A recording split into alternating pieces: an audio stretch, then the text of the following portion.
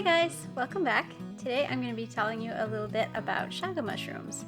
Over the course of my recent woodcutting adventures, I happened to fell a birch tree that ended up being full of Chaga mushroom. Chaga is something that I knew about, that I knew how to identify and recognize, but I had never harvested it and I had never tasted it. The situation kind of forced my hand a little bit, and I was faced with this whole tree full of Chaga and no idea what to do with it. So I collected it as best I could, without really any prior knowledge of the best way of doing that. But since the tree was felled and is probably destined for firewood, I didn't feel too badly about removing the Chaga with my chainsaw, so I cut off as much as I could, and I ended up with a pretty big bag of Chaga.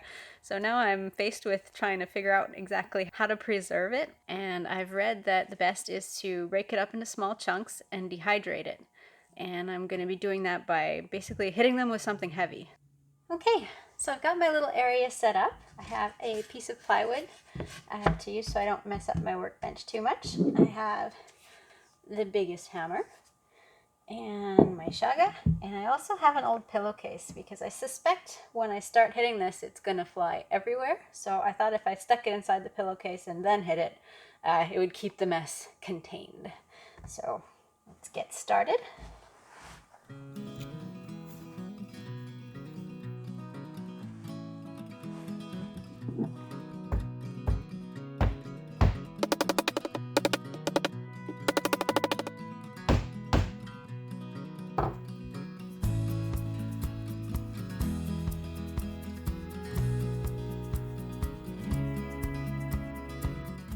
Alright, so I've got the pieces about how I would like them to be before dehydration. So I brought a container, just an upcycled container, to put these pieces in.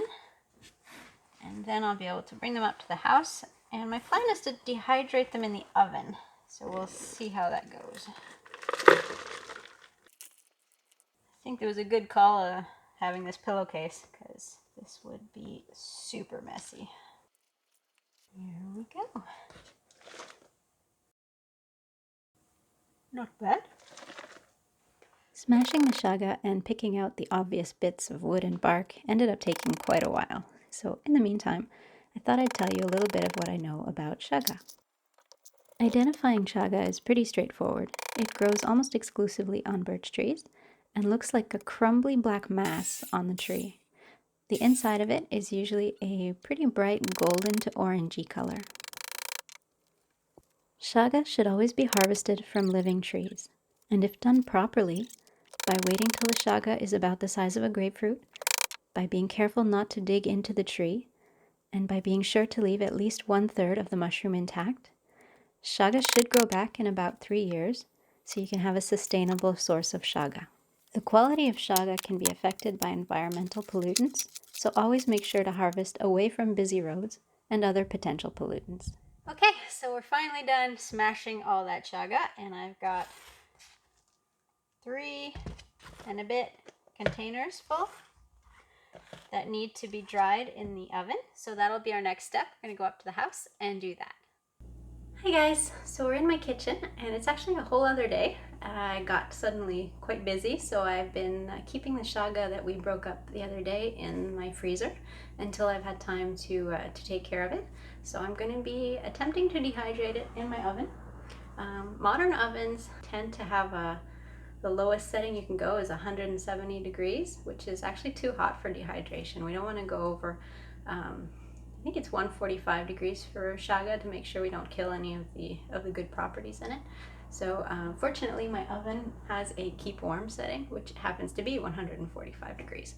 So we'll give it a try with that. We do have a lot of Chaga, so I'll do some of it like that and see how it goes. And if we need to realign as we go, we'll just have to go ahead and do that. So let's get started. We're going to need a baking sheet. I have one that's going to be lined with parchment paper and our Chaga, and we're going to preheat the oven to 145 degrees with the keep warm setting.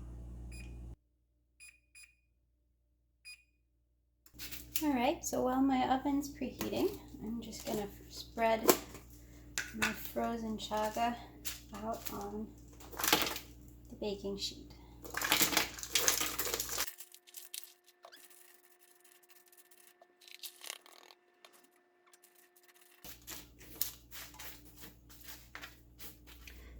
So I'm just trying to spread it out evenly over my baking sheet, which I've lined with a piece of parchment paper just for easier cleanup.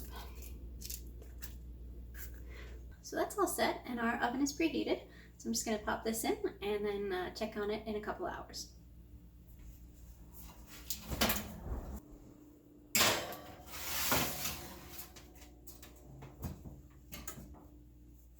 So whilst our chaga is drying in the oven, I thought I would use some of the frozen pieces I have to make a chaga tea while we're waiting. These are fresh chaga pieces that have been frozen, so they have not been dehydrated, which means they have a higher water content. And from what I've read, making tea from fresh chaga, our tea will be less potent and have a milder flavor, which is fine by me. This is the first time I'm trying it, so sometimes it's better to start off slow with these things. So to make my tea, I'm just going to simmer over the stove a few pieces of my frozen chaga in about a liter of water, maybe a bit more just to account for evaporation, until the water takes on that dark, rich brown color that Chaga's tea is famous for. So we'll see how long that takes, and we'll give it a taste once it's ready.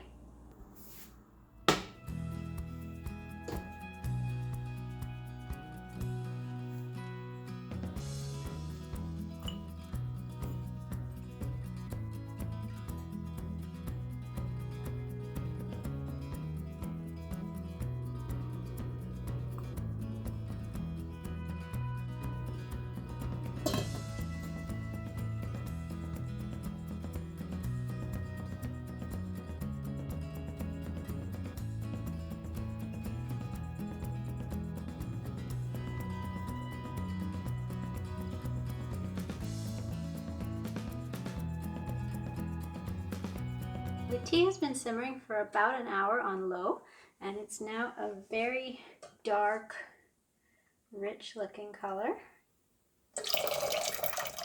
And I think we're ready to give it a taste. Now I'm going to be putting it into a mug, but I'm going to be pouring it through this little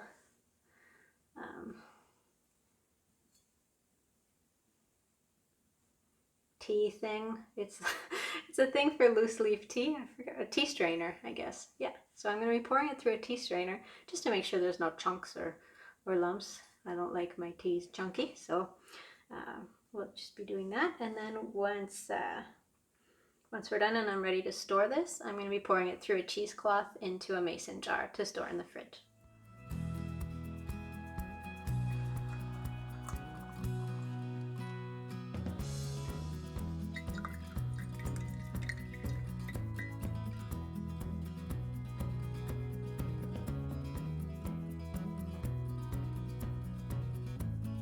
So here we have our chaga tea.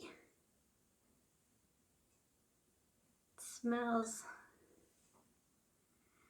kind of earthy. I'll give it a taste.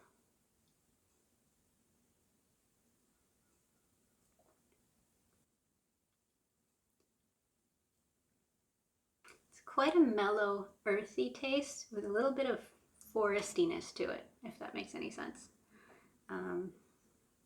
It's not very bitter. It reminds me a little bit of black coffee anyways, though. But I could get used to it. It's not bad at all. I might put a bit of maple syrup in it to sweeten it up. I like sweet things, but even on its own, pretty good. Which is good because I have so much of it. So I guess we're going to be drinking chaga for the foreseeable future, and hopefully you learned along with me how to prepare it, and we'll see how our drying chaga will do. It's been in there for about two and a half hours now, and it's already looking much drier. When I first opened the oven, when I first started, the air smelled very humid, but now it's starting to, it actually has the same kind of smell as the tea, so I guess that's a good sign. So we'll be looking in on that in a couple more hours, and in the meantime, we'll be enjoying our chaga tea.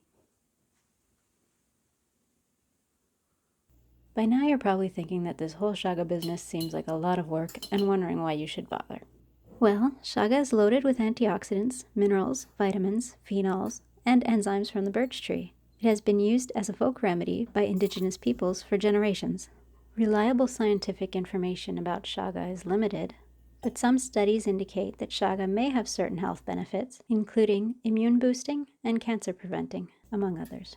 As with any other medicinals, it's possible that chaga could interact with any medications you might be taking, so it's always a good idea to double check with your doctor before trying something new. So this is all the chaga tea we made today. I have it in a mason jar and I can now store it in the fridge for up to 2 weeks. I'll be able to use this in smoothies or other recipes, and we'll be able to get all the benefits from it since we extracted them from the chaga with the hot water method. As for the chunks we used to make our tea, I have them here in this container, and my plan is to leave them on top of my refrigerator where it is fairly dry, and hopefully they'll dry out properly and we'll be able to use them again. I read that you can use these for as long as the tea comes out in the dark color. Once they start giving a lighter colored tea, then they're pretty much spent and you can swap them out for fresh ones. Okay, so my chaga pieces have been in the oven for just about 5 hours now, and I have decided that they are sufficiently dry. Once your chaga is dry and stored in an airtight container, it can live on the shelf for up to 2 years.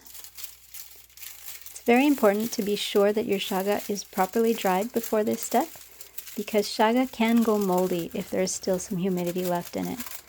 If you're not sure, it's best to keep the chaga in the freezer even after it's been dried.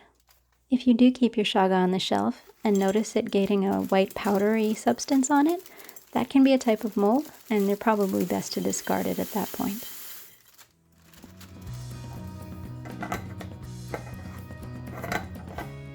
Thank you guys so much for watching. I hope you learned as much as I did about harvesting, preparing, and storing chaga, and hopefully we'll see you again soon. Take care, guys. Bye.